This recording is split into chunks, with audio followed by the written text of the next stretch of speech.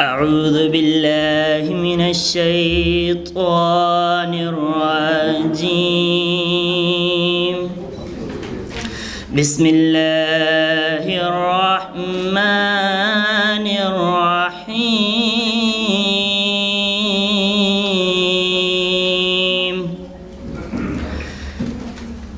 يا أيها الذين آمنوا إذا نودي للصلاة من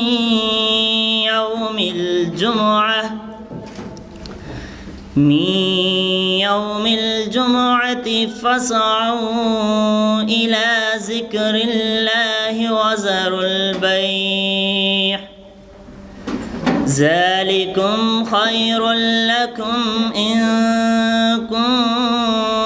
كنتم تعلمون.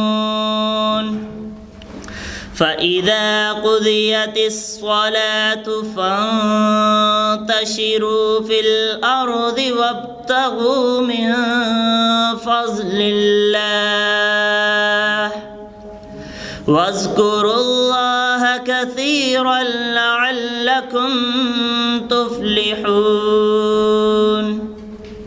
وإذا رأوا تجارة أو لهوا انفضوا إليها وتركوك قائما قل ما عند الله خير من اللهو ومن التجارة والله خير الرازقين. صدق الله العظيم.